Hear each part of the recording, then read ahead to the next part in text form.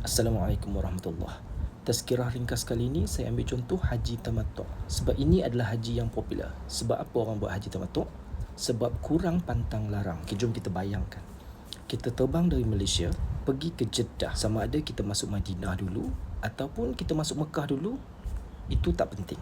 Yang pentingnya apabila kita masuk Mekah, kita buat umrah dulu. Okey, atas kapal terbang ataupun kalau kita dari Madinah, di Bir Ali kita niat umrah. Bila sampai di Mekah, kita tawaf. Lepas tawaf kita sa'i. Tawaf dan sa'i itu adalah tawaf dan sa'i umrah. Lepas sa'i kita potong rambut, kita dah bertahallul. Bermakna kita sudah buat satu umrah. Selesai. Lepas tu kita di Mekah tak buat apa melainkan ulang pergi solat di masjid. Masuk masjid, baca Quran, niat iktikaf. Ada masa kita tawaf sunat. Macam tu je kerja kita. Sehinggalah 8 hari bulan Zulhijjah, haji nak start. 8 hari bulan, kita mandi-mandi, kita pakai pakaian ihram. Kita niat ihram haji di hotel penginapan kita. Lepas tu, bas nanti bawa kita ke Arafah. Sampai di Arafah, belum masuk waktu wukuf lagi. Duduk di sana, isikan masa dengan baca Quran, berzikir, berdoa dan sebagainya. Bila masuk keesokan harinya, 9 hari bulan Zulhijjah, masuk aja waktu zuhur, kita dah masuk di dalam zon ibadat haji.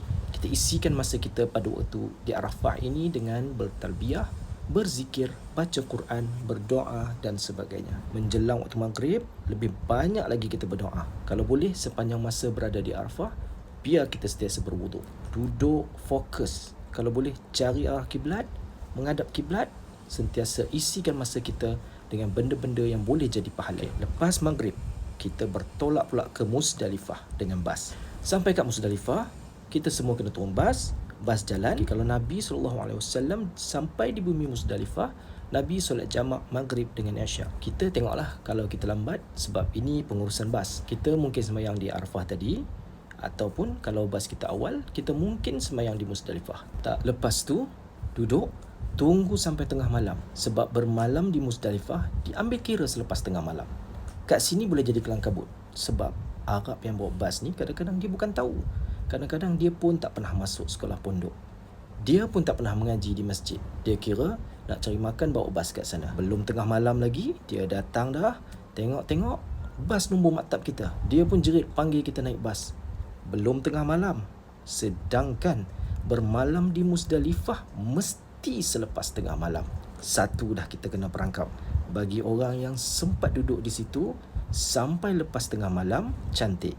Naik bas, kita bertolak ke Mina. Bila sampai di Mina, mereka letak kita di kemah-kemah di Mina. Orang Malaysia biasanya duduk lepas daripada Terowong Muasim. Jauh, kecuali jemaah haji Malaysia yang ambil pakej 100,000 punya. Boleh duduk sebelah tempat melontar. Duduk di Mina, lepas daripada waktu duha hari 10, hari raya haji. Bolehlah kalau nak berjalan ke Jamrat. Lepas daripada solat duha, boleh keluar daripada Muasim, masuk terowong, berjalan pelan-pelan, semua one way je. Jamratul Ula, lepas tu Jamratul Wusta dan Jamratul Aqabah. Okay, hari ke-10 ni kita nak pergi lontar yang mana satu? Yang ujung sekali bukan yang mula-mula jumpa. Jamratul Aqabah ataupun Jamratul Kubra. Dan jangan terkejut, bukan sikit ada yang lontar Jamratul Ula ni. Saya apa? Pasal dia dah tahan lama dah. Pasal dia difahamkan jumrah tu setan besar. Nampak je awal-awal dia nak lontar dah. Masa kita lalu tu tengok Jamratul Ula pun kena dah. Kita jangan ikut orang tu. Itu beza orang yang belajar dan faham dengan pelajar tak faham dengan yang tak belajar. Okay, 10 hari bulan, hari raya haji, melontar yang ujung sekali, Jamratul Aqabah. Pergi sampai sana, 7 biji anak batu, Bismillahi Allahu Akbar. 7 biji. Lepas selesai macam tu, pergi cari tempat gunting rambut yang berdekatan, kita bercukur. Lepas cukur, kita dah tahallul awal. Melontar Jamratul Aqabah dengan bercukur, kita dah buat 2 daripada 3 perkara. Kita sudah tahallul awal. Maka terlepaslah daripada 10 larangan ihram, kecuali 3 larangan, iaitu bernikah, bermesra-mesra antara suami dan isteri, dan melakukan hubungan jenis. Lepas selesai tu, balik ke kemah. Kalau ada ruang, ada peluang, boleh mandi-manda, pakai pakaian biasa. Kita keluar kemah balik, cari tempat orang bawa korban. Sampai situ kita panggil, tunjuk kambing seekor, angguk sudah. Tak payah cakap banyak. Dia kata 500, kalau setuju jalan. Ini diat ataupun dam untuk tamattu'. Clear? Kita sudah pun bayar untuk tamattu'. Tunjuk lagi seekor kambing pula untuk korban pula. Angguk juga, sama juga 500. Yang ni untuk korban. Dia bagi seekor lagi. Kita dah buat 2 perkara ni kat tanah suci pula tu. Alhamdulillah, balik ke kemah kita. Apa yang perlu kita buat lepas tu ialah bermalam di Mina. Tunggu sampai malam, tidur di Mina. Pagi esok bangun, tunggu waktu Zuhur. 11 hari bulan. Lepas main Zuhur, keluar melontar di ketiga-tiga jamrah. Start daripada Jamratul Ula, Jamratul Wusta dan Jamratul Aqabah. Sini, Bismillahirrahmanirrahim, baling satu persatu sampai cukup 7 biji. Habis Jamratul Ula, pergi ke tepi sikit, cari arah kiblat, kita berdoa. Ini sunnah Nabi SAW. Pergi ke tepi sikit, berdoa, mintalah apa saja benda yang kita nak minta dekat Tuhan. Lepas tu sambung Jamratul Wusta. Bismillahirrahmanirrahim 7 kali. Lepas tu daripada Wusta nak ke Aqabah, pergi tepi sikit, hadap kiblat, berdoa lagi. Ini juga sunnah Nabi. Lepas tu terus ke Aqabah, Bismillahirrahmanirrahim 7 kali juga. Habis Jamratul Aqabah, tidak ada doa kerana Nabi tidak berdoa selepas melontar di Jamratul Aqabah.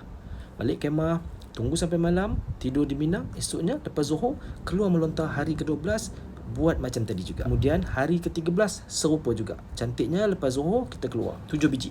Selesai ibadah kita di Mina. Untuk bermalam di ketiga-tiga malam kita dah buat. Melontar di ketiga-tiga jamrah di ketiga-tiga hari pun kita dah buat. Bas datang, bismillah, naik, balik Mekah. Bila sampai di Mekah, kita tawaf. Tawaf tu dipanggil tawaf rukun, tawaf haji, 7 pusingan. Itu ada orang tanya, Ustaz, kena pakai balik ke kain ihram? Pakai apa bendanya? Kita dah tahallul tadi. 10 ralangan dah dihalalkan untuk kita.